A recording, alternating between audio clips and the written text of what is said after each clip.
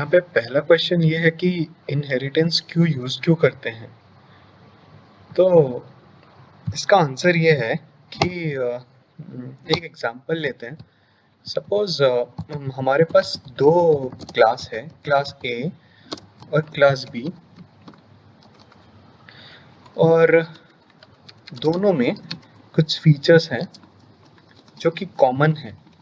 Suppose इसमें हम लोग एक इंट एक्स रख रहे हैं, इंट वाई रख रहे हैं, और इंट यू रख रहे हैं। और इसमें हम लोग तीनों चीज सेम नहीं करेंगे, बस दो चीज सेम करेंगे।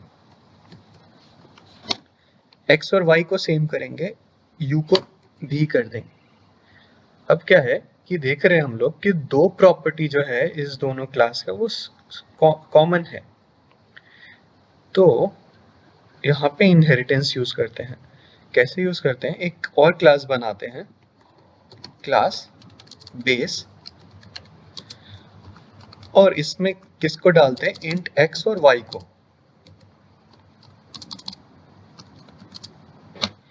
अब क्या करते हैं, यहां से एक्स और वाई हटा के, और केवल जो मतलब हमने क्या किया, कॉमन जो प्रॉपर्टीज था, कॉमन जो फीचर्स था, उसको हमने एक अलग क्लास में डाल दिया। और जो क्लास ए और बी का जो यूनिक जो प्रॉपर्टी था, जो कि जैसे u केवल a में है और v केवल b में है, तो हम लोग केवल बस वही प्रॉपर्टी को a और b में डालते हैं जो कि कॉमन नहीं है, और कॉमन के लिए एक अलग क्लास क्रिएट करते हैं, क्लास बेस। तो अब मेरे पास एक क्लास बेस है जो कॉमन फीचर्स को रखता है, और एक क्लास ए और बी है जो यूनिक प्रॉपर्टीज दोनों का अलग अलग है।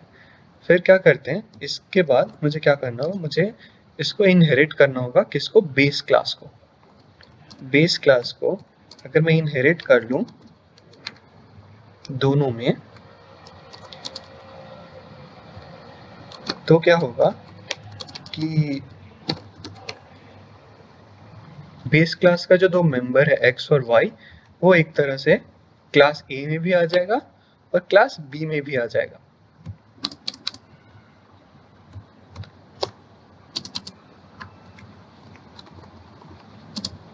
ऐसे हम लोग ऐसे लिखेंगे नहीं क्योंकि वो हिडन रहेगा, पर एक तरह से मतलब वो एक्चुअली ए और बी से हम लोग बेस क्लास को एक्सेस कर सकते हैं इनहेरिटेंस के बाद।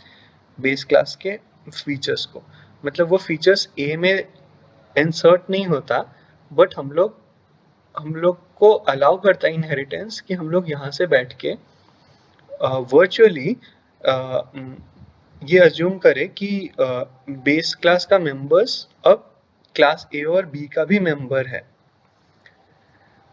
बट ऐसा एक्चुअली होता नहीं है, बट हम लोग बस बेस क्लास के मेंबर्स को एक्सेस कर सकते हैं from class A and B.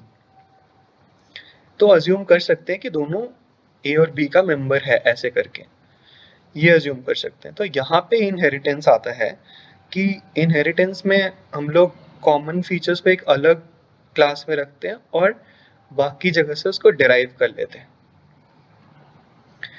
अब इसके अलावा इनहेरिटेंस में और क्या है, तो उससे पहले एक बेसिक चीज देखते हैं, एक क्लास के रिलेटेड। तो एक क्लास है यहाँ पे पर्सन बोल के, वहाँ पे दो मेंबर्स है, उसका नेम है और एज है। और हमने क्या किया है, एक कंस्ट्रक्टर लिखा है उसका, और ये कंस्ट्रक्टर क्या है, इसमें मैंने एक डिफॉल्ट वैल्यू दोनों पैरामीटर्स के लिए दिया है, नेम और एज दोनों के लिए। तो ये तो एक पैरामीटराइज कंस्ट्रक्टर है, पर हमने क्योंकि इसमें डिफॉल्ट वैल्यूज दे दिया नेम और एज, तो अगर मैं इसको एक पर्सन का एक ऑब्जेक्ट क्रिएट करता हूँ p, तो क्या होगा कि ये अगर मैं कुछ पैरामीटर पास कर दिया यहाँ से, नेम में सपोज a कर दिया, एज में सपोज 50 कर दिया, तो ये पैरामीटराइज्ड कंस्ट्रक्टर कॉल होगा। यहाँ से नेम में चला जाएगा a, एज में चला जाएगा 50 और यहाँ पे इसको बोलते हैं इनिशियलाइजर लिस्ट। तो क्या होगा, इनिशियलाइजर लिस्ट क्या करता है, जो क्लास का जो मेंबर्स होता है उसको इनिशियलाइज करता है। तो देखना यहाँ पे एम नेम जो है वो यहाँ पे डिफाइंड है और एम एज जो है वो भी यहाँ पे डिफाइंड है। तो दोनों को मैं इनिशियलाइज कर रहा हूँ किस वैल्यू से, नेम और एज से। नेम यहाँ मिल रहा है और एज मुझे मिल रहा है यहाँ पे, जो मैंने यहाँ से पास किया है। तो क्या होगा कि नेम एम वैल्यू का जो वैल्यू होगा, एम नेम का जो वैल्यू होगा वो सेट हो जाएगा ए के साथ और एम एज का वैल्यू सेट हो जाएगा 50। तो ऐसे काम करता है। इसको बोलते हैं ये वाले को, ये लाइन को इनिशियलाइजर लिस्ट। तो ये लाइन कंस्ट्रक्टर का बॉडी एग्जीक्यूट होने से पहले ये इनिशियलाइजर लिस्ट में जो भी चीज़ हमने दिया है वो एग्जीक्यूट होता है। ये याद रखना है कि जब यहाँ पे कॉल किया, यहाँ गया, पैरामीटराइज कंस्ट्रक्टर कॉल हुआ, ये कंस्ट्रक्टर का बॉडी है ना, ये जो भी माल अभी ये खाली है, अगर कुछ रहता भी तो ये बॉडी एग्जीक्यूट होने से पहले ये वाला एग्जीक्यूट होता है। इसमें हम लोग मेंबर्स को इनिशियलाइज करते हैं। तो ये इनिशियलाइजर लिस्ट पहले एग्जीक्यूट होता है। अब ये कंस्ट्रक्टर देख के तो पैरामीटराइज कंस्ट्रक्टर ही लग रहा है, पर क्योंकि हमने यहाँ पे एक डिफॉल्ट वैल्यू दे रखा है ब्लैंक स्ट्रिंग और यहाँ पे 0, तो क्या होगा, हम लोग बिना पैरामीटर का भी इसको कॉल कर सकते हैं। अगर हम लोग यहाँ पे एक पी ऑब्जेक्ट क्रिएट किया तो क्या होगा कि यहाँ से एक डिफॉल्ट वैल्यू लेके ये same parameterized constructor default constructor की तरह से बिहेव करके मेरा यहाँ पे कॉल कर देगा। तो p यहाँ पे जब मैंने क्रिएट किया ऑब्जेक्ट, तो यहाँ पे पैरामीटराइज कंस्ट्रक्टर के जगह पे, मतलब रहने के बाद भी मेरा डिफॉल्ट कंस्ट्रक्टर कॉल हो जाएगा विद डिफॉल्ट वैल्यूज। तो यहाँ पे मेरा फिर से क्या होगा, यहाँ पे कॉल हुआ, नेम जो है वो ब्लैंक स्ट्रिंग रहेगा और एज रहेगा 0 और एम नेम जो होगा वो सेट हो जाएगा ब्लैंक के साथ और एम एज सेट हो जाएगा 0 के साथ। इस तरह से एक ही कंस्ट्रक्टर, पैरामीटराइज कंस्ट्रक्टर और डिफॉल्ट कंस्ट्रक्टर दोनों के तरह से बिहेव करता है जब हम डिफॉल्ट वैल्यू दे देते हैं तब। तो ये बहुत यूजफुल है, हर जगह देखने को मिलेगा ऐसा। ओके,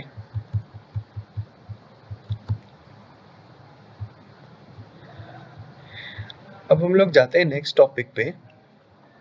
वो है कि हमने एक और क्लास क्रिएट किया है बेसबॉल प्लेयर, और जिससे मैंने इनहेरिट किया पर्सन क्लास को, जो मैंने ऊपर डिफाइन किया था।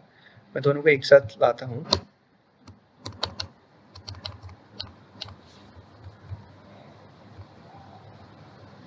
ऐसे तो क्या हो रहा है कि हमने एक पर्सन क्लास क्रिएट किया, फिर हमने एक और क्लास क्रिएट किया बेसबॉल प्लेयर, और बेसबॉल प्लेयर में हमने एक पर्सन बोल के जो क्लास है उसको हमने इनहेरिट किया। तो अब ये क्लास का जो सारा मेंबर्स है वो इसमें नहीं आ जाता है।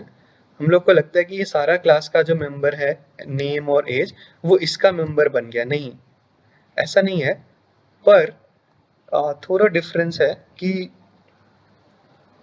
मतलब क्या होता है कि हम लोग बस इनहेरिटेंस यूज करके बेसबॉल प्लेयर का ऑब्जेक्ट क्रिएट करके हम लोग पर्सन क्लास के मेंबर्स को एक्सेस कर सकते हैं। अगर मैं डायग्राम से एक्सप्लेन करूं तो यहाँ पे हमने एक बेस क्लास बनाया, ये वाला बेस क्लास है, और नीचे एक डिराइव्ड क्लास है। तो जब हम डिराइव्ड क्लास के साथ बेस क्लास को इनहेरिट कर लेते हैं तो क्या होता है कि हमारा जो डिराइव्ड क्लास का ऑब्जेक्ट है वो पहले तो बस इतना ही एक्सेस था उसका, यहाँ से लेके यहाँ तक, लेकिन अब क्योंकि हमने इनहेरिट किया है बेस क्लास को, तो क्या होगा, डिराइव्ड क्लास का जो एक्सेस है वो यहाँ से स्टार्ट होगा, बेस क्लास से। मतलब मैं डिराइव्ड क्लास का ऑब्जेक्ट यूज करके मैं बेस क्लास के मेंबर्स को भी एक्सेस कर सकता हूँ। अब कुछ लोग समझते हैं कि बेस क्लास का मेंबर जो है वो डिराइव्ड क्लास के अंदर इंसर्ट हो गया, पर ऐसा नहीं हो सकता, ये पॉसिबल नहीं है। ऊपर से देख के ऐसा लगता है कि इंसर्ट हो गया, पर एक्चुअली है कि मैं अब डिराइव क्लास का ऑब्जेक्ट यूज करके मैं बेस क्लास के मेंबर्स को भी एक्सेस कर सकता हूँ यहाँ से। तो यहाँ पे रेंज इसका बढ़ गया, पहले ये यहाँ से यहाँ तक था एक्सेस इसका, अब ये बेस क्लास से स्टार्ट करके डिराइव क्लास के एंड तक ये एक्सेस कर सकता है डिराइव क्लास का ऑब्जेक्ट, ये वाला ऑब्जेक्ट। तो ये फायदा है इनहेरिटेंस का।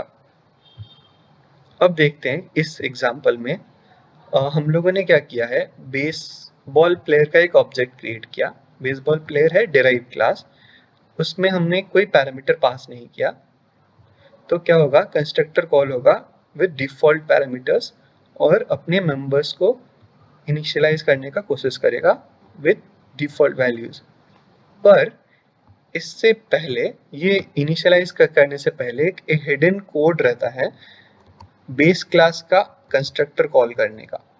अगर हम लोग यहाँ पे बेस क्लास का कंस्ट्रक्टर कॉल ना करें तो कंपाइलर यहाँ पे ये कोड इंसर्ट कर देता है। पर्सन क्लास का डिफॉल्ट कंस्ट्रक्टर कॉल करना चाहता है यहाँ से, तो पर्सन क्लास का डिफॉल्ट कंस्ट्रक्टर यहाँ से कॉल करने का कोशिश करेंगे तो क्या होगा, यह पर्सन क्लास में पैरामीटराइज कंस्ट्रक्टर है विद डिफॉल्ट वैल्यूज। तो हमने जो पहले डिस्कस किया उस लॉजिक से यहाँ पे मैं डिफॉल्ट कंस्ट्रक्टर भी कॉल कर सकता हूँ, तो ये डिफॉल्ट वैल्यूज के साथ इनिशियलाइज हो जाएगा इसका मेंबर्स, नेम और एज। तो यहाँ पे ये वाला कोड हमने ऐड नहीं किया, ये अगर हम ऐड नहीं करते हैं तो कंपाइलर खुद उसको ऐड कर देगा। तो हमने जब पहले नहीं किया था तो कंपाइलर उसको फिर भी यहाँ से कॉल करेगा पहला चीज। तो किस ऑर्डर में होगा मेरा सब कुछ एग्जीक्यूशन, किस ऑर्डर में होगा एक बार फिर से देख लेते हैं। बेस क्लास का मैंने बेसबॉल प्लेयर का मतलब जो कि डिराइव क्लास है उसका एक ऑब्जेक्ट बनाया, तो उसका डिफॉल्ट कंस्ट्रक्टर कॉल होता है, मतलब पैरामीटराइज कंस्ट्रक्टर ही है पर डिफॉल्ट वैल्यूज के साथ कॉल होता है। फिर ये गया इनिशियलाइजर लिस्ट को एग्जीक्यूट करने। इनिशियलाइजर लिस्ट में एक हिडन कोड है जो कि कंपाइलर ऐड करता है, पर्सन का कंस्ट्रक्टर। तो पर्सन का कंस्ट्रक्टर यहाँ से कॉल हुआ, पर्सन के मेंबर्स को इनिशियलाइज किया, फिर दूसरा काम करेगा, बैटिंग एवरेज जो वैल्यू है इसका मेंबर है उसको इनिशियलाइज करेगा और होम रन्स को इनिशियलाइज करेगा। फिर उसके बाद ये जाता है कंस्ट्रक्टर के बॉडी में। मैंने जैसे बोला था इनिशियलाइजर लिस्ट पहले एग्जीक्यूट होगा देन कंस्ट्रक्टर का बॉडी एग्जीक्यूट होगा, ये यहाँ पे भी वैलिड है, ऊपर में भी। जब ये पर्सन का कंस्ट्रक्टर कॉल करते हैं तब पहले इनिशियलाइजर लिस्ट मेंबर्स को इनिशियलाइज करता है देन वो कंस्ट्रक्टर कॉल होता है। अगर कुछ इनिशियलाइजर लिस्ट में कुछ भी नहीं है देन वो बॉडी एग्जीक्यूट होगा पहले। तो ये पॉइंट है। अब यहाँ पे हमने क्या किया, डिराइव क्लास का ऑब्जेक्ट क्रिएट करके और इनिशियलाइज कर दिया डिफॉल्ट वैल्यूज के साथ। फिर क्या कर रहे हैं, इस ऑब्जेक्ट के साथ हम लोग जो कि डिराइव क्लास का ऑब्जेक्ट है उससे एक्सेस कर रहे हैं एम नेम। एम नेम क्या है, बेस क्लास का मेंबर है, और हम लोग यहाँ से उसको सेट कर पा रहे हैं क्योंकि ये पब्लिक है। मतलब हम लोग डिराइव क्लास का ऑब्जेक्ट यूज करके, ये तो डिराइव क्लास का ऑब्जेक्ट है ना, डिराइव क्लास का ऑब्जेक्ट यूज करके हम लोग बेस क्लास के मेंबर को सेट कर रहे हैं। तो जैसा हम लोगों ने इस डायग्राम में देखा था कि डिराइव क्लास का ऑब्जेक्ट यूज करके हम लोग बेस क्लास के मेंबर को एक्सेस कर सकते हैं, वही हमने इस एग्जांपल में किया है कि डिराइव क्लास का मेंबर, डिराइव क्लास का ऑब्जेक्ट यूज करके हम लोग बेस क्लास के मेंबर्स को एक्सेस कर रहे हैं। यहाँ पे नेम को सेट भी कर पा रहे हैं और एक फंक्शन कॉल करके, ये भी फंक्शन जो है गेट नेम वो भी बेस क्लास के ही अंदर है। मतलब डिराइव क्लास का ऑब्जेक्ट यूज करके हम लोग बेस क्लास के एक फंक्शन को भी कॉल कर पा रहे हैं, मतलब सारे तरह के मेंबर्स को एक्सेस कर सकते हैं। ये है। उसके बाद हम लोग चलते हैं, यहाँ पे देखते हैं कि अभी हम लोगों ने क्या किया कि ये वाला एग्जांपल देख लेते हैं पहले। तो क्या हो रहा है कि यहाँ पे बेस क्लास का एक ऑब्जेक्ट क्रिएट किया, ठीक है, इसको इग्नोर करते हैं। डिराइव क्लास का जब ऑब्जेक्ट क्रिएट करते हैं तो क्या होता है, डिराइव क्लास का ऑब्जेक्ट यहाँ पे जैसे हमने डिस्कस किया डिफॉल्ट वैल्यूज के साथ कॉल हुआ और यहाँ पे ये जो हिडन है वो है बेस क्लास का कंस्ट्रक्टर कॉल होता है, और वो पहले इसको कॉल करके यहाँ पे एम आई डी को सेट करेगा 0 के साथ, क्योंकि हमने कुछ पैरामीटर पास नहीं किया तो डिफ़ॉल्ट वैल्यू 0। देन यहाँ पे कंस्ट्रक्टर के बॉडी में आएगा और बेस प्रिंट करेगा। देन वापस से ये यहाँ पे आएगा और एम कॉस्ट को इनिशियलाइज करेगा विद 0, और उसके बाद इसको डिराइव्ड को प्रिंट करेगा, क्योंकि कंस्ट्रक्टर के बॉडी में लास्ट में जाएगा। उसी ऑर्डर में यहाँ पे प्रिंट आता है मुझे। ये हम पहले भी डिस्कस कर चुके थे, पर एक और सिमिलर एक एग्जांपल था। अब एक यहाँ पे एक चीज है कि किस ऑर्डर में कंस्ट्रक्टर कॉल होता है। जब हम लोग एकदम सबसे लास्ट वाला ऑब्जेक्ट को क्लास का ऑब्जेक्ट क्रिएट करते हैं, इसमें यहाँ पे देख रहे हैं कि डी ने सी को इनहेरिट किया, सी ने बी को, ऐसे बी ने ए को, और लास्ट में ए मेरा बेस क्लास है। तो क्या हो रहा है कि जब हम क्लास डी का ऑब्जेक्ट क्रिएट करते हैं ना, क्लास डी का, तो सबसे पहले क्लास डी का यहाँ पे कंस्ट्रक्टर कॉल होने जा रहा है। उससे जस्ट पहले इसका जो बेस क्लास है सी, वो उसका कंस्ट्रक्टर कॉल हो जाएगा।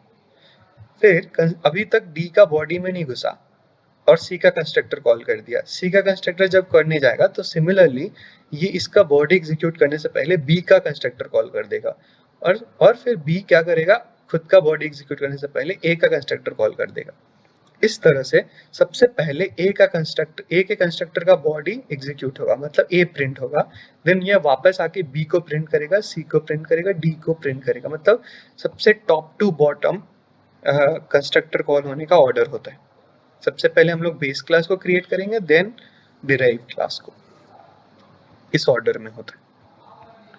ऐसा क्यों करते हैं? क्योंकि हम लोग डिराइव क्लास में जनरली बेस क्लास का, सपोज डिराइव क्लास के कंस्ट्रक्टर में हम लोग बेस क्लास का मेंबर्स को एक्सेस कर सकते हैं। ऐसा होता है कभी कभी कि डिराइव क्लास के कंस्ट्रक्टर में हम लोग बेस क्लास का जो कोई मेंबर है उसका वैल्यू एक्सेस करना चाहते हैं। उस केस में अगर मेरा बेस क्लास क्रिएट नहीं किया रहेगा तो मतलब पहले बेस क्लास क्रिएट करना वहाँ पे ज़रूरी हो जाता है, बेस क्लास के मेंबर्स को इनिशियलाइज करना ज़रूरी हो जाता है। उसके बाद मैं उसको डिराइव क्लास से इजीली एक्सेस कर सकता हूँ। नहीं तो मतलब जिसको मैं एक्सेस करने जा रहा हूँ वो अभी तक क्रिएट ही नहीं हुआ है, वैसा वाला केस हो जाएगा। और यहाँ पे जब ये डिस्ट्रॉय होता है, ये तो कंस्ट्रक्टर कॉल होने का ऑर्डर है कि टॉप टू बॉटम, और जब डिस्ट्रक्टर कॉल होता है उसका एकदम रिवर्स ऑर्डर में डिस्ट्रक्टर कॉल होता है कि पहले डी का, देन सी का, फिर बी का, फिर ए का। यहाँ पे हमने कोई डिस्ट्रक्टर का कोड नहीं डाला है, पर अगर डालते तो देख सकते थे कि डिस्ट्रक्टर रिवर्स ऑर्डर में कॉल हो रहा है, क्योंकि उसका कारण ये है कि सपोज हम बी में बैठ के ए का मतलब कोई भी डिराइव क्लास जो होता है ना, वो ए का मतलब बेस क्लास को एक्सेस कर सकता है कभी भी, और बेस क्लास डिराइव को एक्सेस नहीं करता। तो क्या होता है कि हम लोग अज्यूम करते हैं कि बी कभी भी डिराइव क्लास कभी भी बेस क्लास के मेंबर्स को एक्सेस कर रहा होगा। तो इसीलिए जब ऐसा सोचते हैं कि अगर सपोज बी के कंस्ट्रक्टर में बैठ के हम ए का कुछ डेटा कुछ मेंबर्स को एक्सेस कर रहे हैं, कुछ यूज कर रहे हैं, तो यूज करने टाइम उससे पहले ही अगर बेस ही डिस्ट्रॉय हो गया तो प्रॉब्लम आ सकता है। इसीलिए क्या करते हैं कि पहले डिराइव को डिस्ट्रॉय करते हैं, ताकि ऐसा ना हो कि बेस को डिस्ट्रॉय कर दिया और उस वक्त डिराइव्ड बेस के डेटा को एक्सेस करने चला जाए। तो वो सिचुएशन अवॉइड करने के लिए हम लोग क्या करते हैं, पहले डिराइव को डिस्ट्रॉय करते हैं, देन बेस को डिस्ट्रॉय करते हैं, एकदम रिवर्स ऑर्डर में।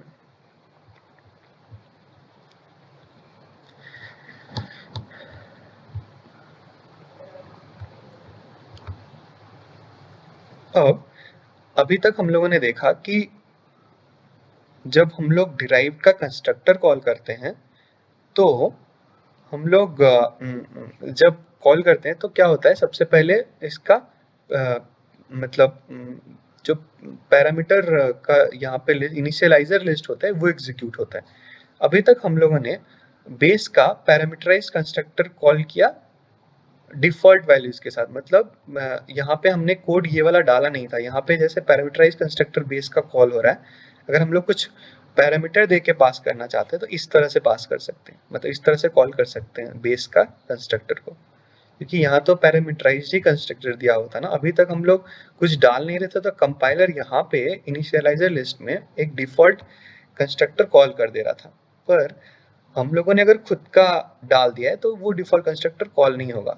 तो खुद का हम लोगों ने डाल दिया, आईडी पास कर दिया यहाँ पे, तो जो भी आईडी का वैल्यू हमने पास किया वो यहाँ सेट होगा एमआईडी में। तो वो आईडी कहाँ से मिला मुझे, वो यहाँ से मिल रहा है, मतलब डिराइव का कंस्ट्रक्टर कॉल हुआ कहीं से। डिराइव कंस्ट्रक्टर कहाँ से कॉल हुआ, यहाँ से। मतलब मैंने यहाँ से जो 1.3 और 5 पास किया, 1.3 जाएगा कॉस्ट में और 5 जाएगा आईडी में। आईडी फिर क्या करेगा, यहाँ पे आईडी इनिशियलाइजर लिस्ट में एग्जीक्यूशन चला जाएगा, फिर बेस क्लास में पास हो जाएगा आईडी और बेस क्लास का पैरामीटराइज कंस्ट्रक्टर कॉल होगा और आईडी चला जाएगा यहाँ पे और एम आईडी को इनिशियलाइज कर देगा। तो इस तरह से हम लोग बेस क्लास के पैरामीटराइज कंस्ट्रक्टर को कॉल कर सकते हैं।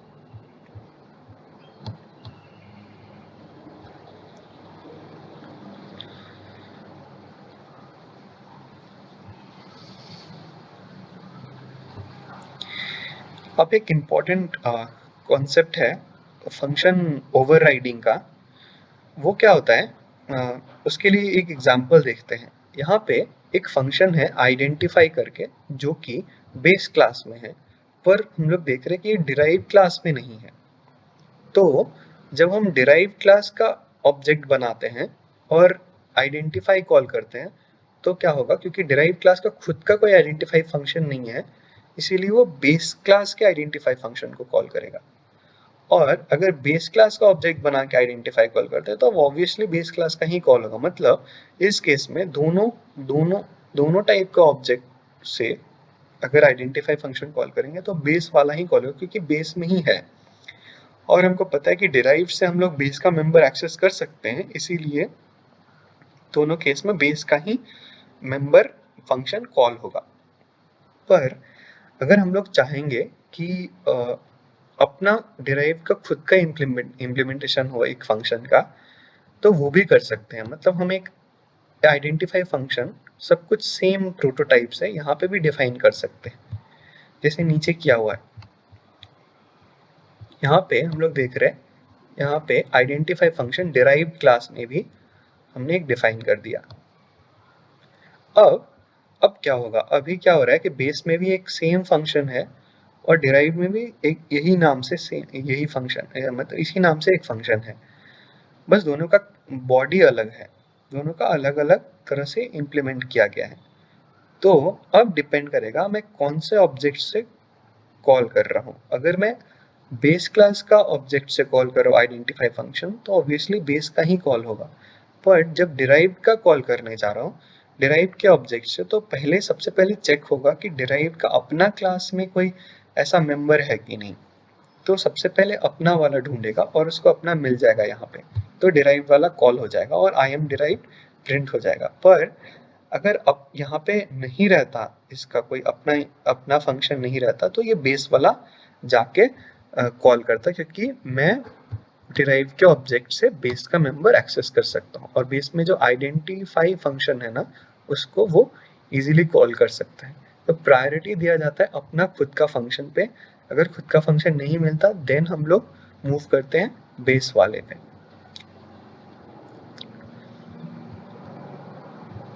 अब एक और चीज़ है जो हम लोग डिस्कस करेंगे, वो है कि डिराइव का जो आइडेंटिफाई फंक्शन लिखा हुआ है ना, उससे अगर सपोज हम लोग बेस का आइडेंटिफाई फंक्शन कॉल करना चाहेंगे तो इस तरह से स्कोप रेजोल्यूशन ऑपरेटर यूज करके और बेस क्लास का नाम यूज करके हम लोग बेस कोलन आइडेंटिफाई फंक्शन हम लोग कॉल कर सकते हैं।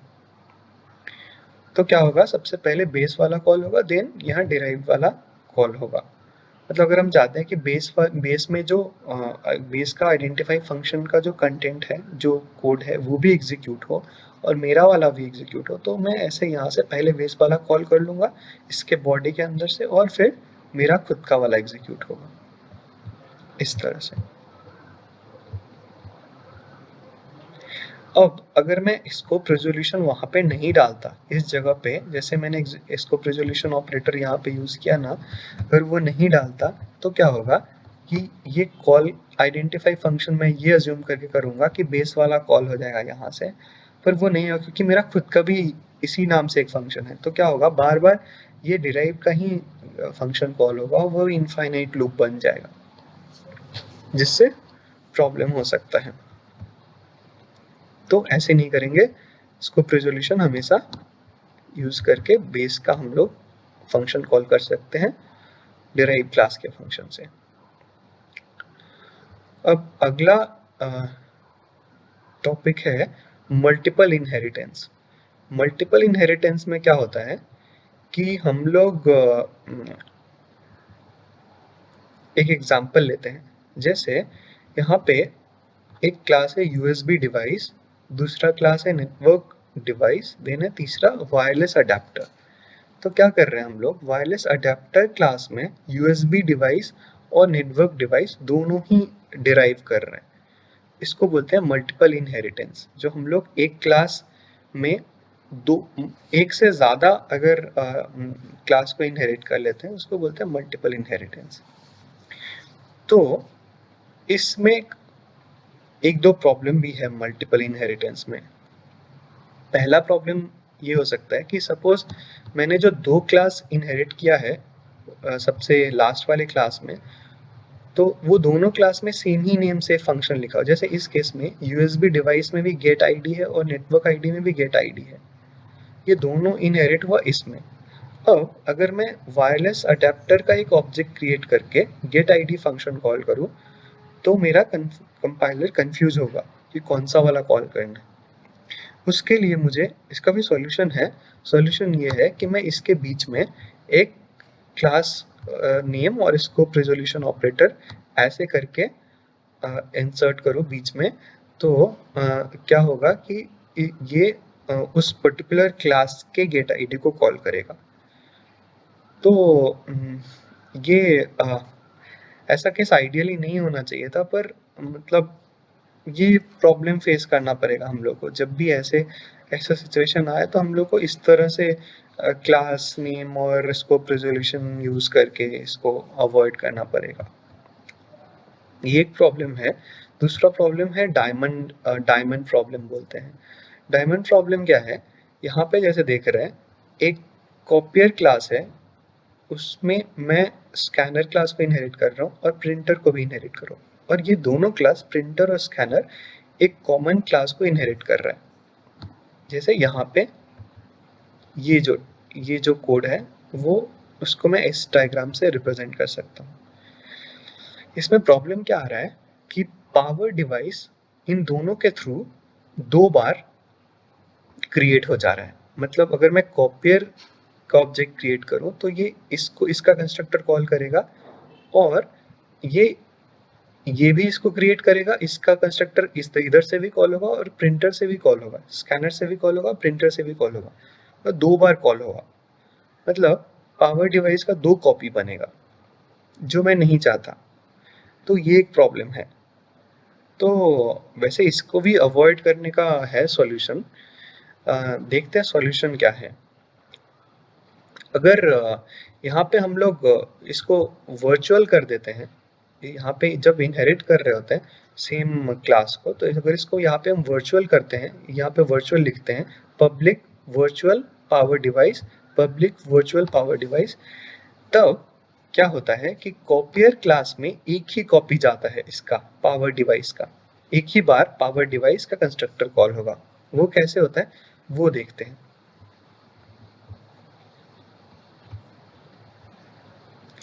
तो एक स्टार्टिंग से एक एग्जांपल देखते हैं इसका वापस से मल्टीपल इनहेरिटेंस का और स्पेशली डायमंड प्रॉब्लम का। तो यहाँ पे एक पर्सन क्लास है, एक स्टूडेंट है, फैकल्टी है और एक लास्ट में टीए बोल के एक क्लास है। तो मैं क्या कर रहा हूँ, ये डायमंड प्रॉब्लम वाला सिचुएशन यहाँ पे आ रहा है, इसीलिए पर्सन का कंस्ट्रक्टर 2 बार कॉल होगा, एक बार इधर से एक बार इधर से। उसका एग्जांपल देखते हैं। यहाँ पे पर्सन क्लास है और यहाँ पे फैकल्टी और स्टूडेंट, ये स्टूडेंट है और ये फैकल्टी है, दोनों पर्सन क्लास को इनहेरिट कर रहा है। और एक टीए है जो कि स्टूडेंट और फैकल्टी दोनों को एक साथ इनहेरिट कर रहा है। अब क्या होगा, अगर जब ये कोड एग्जीक्यूट होगा तो जब हम टीए का ऑब्जेक्ट क्रिएट करेंगे तो क्या होगा, हम देखेंगे आउटपुट में पर्सन क्लास जो सबसे टॉप में है बेस क्लास, उसका कंस्ट्रक्टर एक बार कॉल हुआ जब हम फैकल्टी का कंस्ट्रक्टर कॉल किए, मतलब जब एक बार फैकल्टी के लिए कॉल होगा और एक बार स्टूडेंट के लिए कॉल होगा। तो जब हम फैकल्टी के लिए कॉल करेंगे तब भी बेस क्लास कंस्ट्रक्टर कॉल होगा, और देखना फिर से ये बेस क्लास कंस्ट्रक्टर यहाँ पे कॉल हो रहा है, मतलब बेस क्लास कंस्ट्रक्टर 2 बार कॉल हो रहा है, एक बार स्टूडेंट के लिए एक बार फैकल्टी के लिए। दोनों का कंस्ट्रक्टर जब कॉल कर रहे हैं तो दोनों कंस्ट्रक्टर यहाँ से, सपोज ये इस कोड पे आते हैं, यहाँ पे सबसे पहले एक टीए का ऑब्जेक्ट क्रिएट हो रहा है और पैरामीटर पास करें, मतलब टीए का पैरामीटराइज कंस्ट्रक्टर यहाँ पे कॉल होगा। तो ये कंस्ट्रक्टर का बॉडी एग्जीक्यूट होने से पहले ये क्या कर रहा है, इनिशियलाइजर लिस्ट में जाएगा। इनिशियलाइजर लिस्ट क्या कर रहा है, स्टूडेंट का कंस्ट्रक्टर कॉल कर रहा है, फैकल्टी का कंस्ट्रक्टर कॉल कर रहा है। तो स्टूडेंट का कंस्ट्रक्टर जब आएगा तो क्या होगा, ये फिर से पर्सन का कंस्ट्रक्टर कॉल कर रहा है। पर्सन का कंस्ट्रक्टर कॉल यहाँ से गया यहाँ पे और प्रिंट कर दिया इस लाइन को, फिर वापस आया तो स्टूडेंट वाला कंस्ट्रक्टर कॉल हुआ, मतलब बॉडी एग्जीक्यूट हुआ। फिर सिमिलरली फैकल्टी के लिए भी यही चीज होगा, मतलब फिर से ये फैकल्टी क्या करेगा, फैकल्टी में गया, फैकल्टी का कंस्ट्रक्टर में गया, यहाँ पे फिर से पर्सन का पैरामीटराइज कंस्ट्रक्टर कॉल हो गया और यहाँ से पर्सन का जो है वो कंस्ट्रक्टर एग्जीक्यूट हुआ, फिर वापस आएगा फैकल्टी वाला कंस्ट्रक्टर कॉल होगा, मतलब उसका बॉडी एग्जीक्यूट होगा। तो हम लोग देख लिए कि 2 बार पर्सन का जो कंस्ट्रक्टर है वो 2 बार कॉल हुआ, जो कि नहीं चाहते हम लोग। तो इसको अवॉइड करने के लिए क्या किया गया है कि वर्चुअल यहाँ पे यूज किया गया है। इस तरह से मैं बोल रहा था उस वक्त, यहाँ पे वर्चुअल पब्लिक पर्सन और स्टूडेंट में भी वर्चुअल पब्लिक पर्सन, पर्सन यहाँ पे मेरा बेस क्लास है। इस तरह से करने से मेरा जब इस कोड को मैं एग्जीक्यूट करूं, यहाँ पे नोटिस करने की एक चीज है कि यहाँ पे पर्सन का पैरामीटराइज कंस्ट्रक्टर भी है और डिफॉल्ट कंस्ट्रक्टर भी है। तो जब हम लोग एग्जीक्यूट करते हैं तो क्या होता है, पर्सन एक ही बार कॉल हो रहा है उसका कंस्ट्रक्टर, मतलब यहाँ पे 2 बार हो रहा था ना पहले, पर वर्चुअल कर देने से एक ही बार कॉल हुआ, मतलब एक ही कॉपी क्रिएट हुआ पर्सन क्लास का। और एक और इम्पोर्टेंट पॉइंट नोटिस करने का है कि केवल ये क्लास, मतलब यहाँ पे डिफॉल्ट कंस्ट्रक्टर कॉल हुआ, पैरामीटराइज्ड कॉल नहीं हुआ। ऐसा क्यों होता है, वो एक क्वेश्चन है कि यहाँ पे जो प्रिंट हुआ है वो देख के लग रहा है कि ये डिफॉल्ट कंस्ट्रक्टर कॉल हो गया, जबकि हमने कॉल किया था पैरामीटराइज्ड कंस्ट्रक्टर यहाँ से।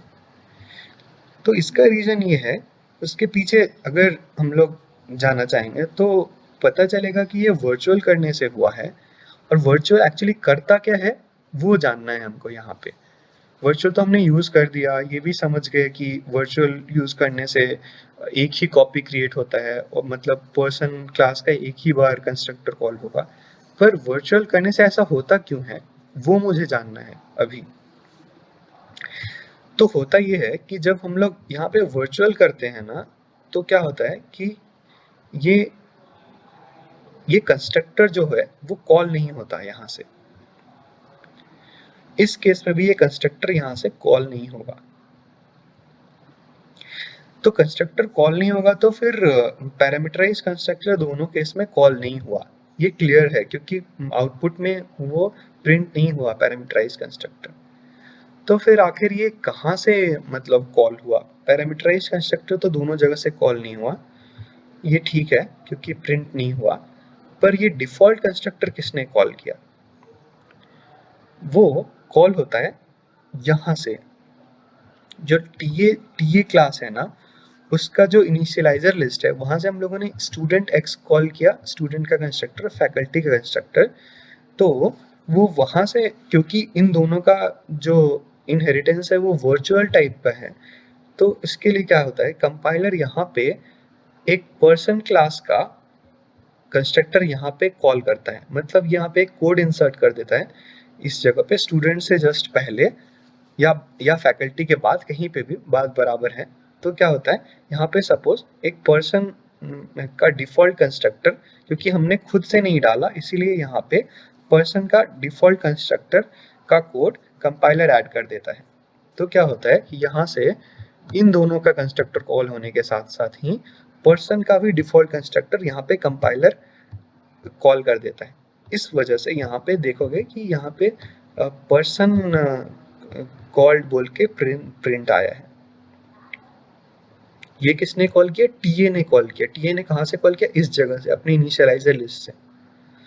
तो ये तो डिफॉल्ट कंस्ट्रक्टर हुआ। अगर मैं चाहूँ कि मैं इसका पैरामीटराइज कंस्ट्रक्टर कॉल करूँ तो वो मैं कैसे कर सकता हूँ, क्योंकि इसका तो यहाँ से तो कॉल नहीं हो रहा है, तो मुझे कुछ खुद से करना होगा जिसके हेल्प से मैं पैरामीटराइज कंस्ट्रक्टर कॉल कर पाऊँ parent class, I mean person class का।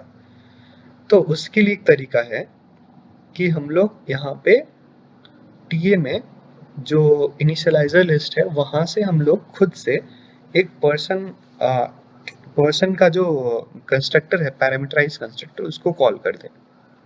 तो यहाँ पे जैसे ही हमने ये कोड डाला तो हम लोग इसका आउटपुट देखेंगे, यहाँ पे पैरामीटराइज वाला कॉल हुआ। तो ओवरऑल ये है कि वर्चुअल यहाँ पे कीवर्ड यूज करने से क्या हुआ कि दो बार यहाँ पे, मतलब दो बार पर्सन का कंस्ट्रक्टर कॉल नहीं हुआ। क्यों? क्योंकि यहाँ पे वर्चुअल डालने से इसको इग्नोर कर देता है, इसको, ये कंस्ट्रक्टर कॉल को इग्नोर करता है। यहाँ पे भी इग्नोर कर दिया, लेकिन अगर इसने दोनों ने इग्नोर कर दिया तो किसी को तो क्रिएट करना होगा। तो वो कौन क्रिएट करता है, ये लास्ट वाला क्लास टीए। टीए पे हमने यहाँ पे, मतलब अगर पैरामीटराइज है तो हम लोग को खुद से मैनुअल ये कोड इंसर्ट करना होगा यहाँ पे। अगर वो पैरामीटराइज नहीं, अगर कुछ नहीं डाला हमने, तो क्या होगा, कंपाइलर एक डिफॉल्ट कंस्ट्रक्टर कॉल यहाँ से कर देगा, जो कि इस केस में हम लोग को देखने को मिला था, ये वाला फंक्शन कॉल हो जाएगा और ये डिफॉल्ट का जो प्रिंट है वो आ जाएगा।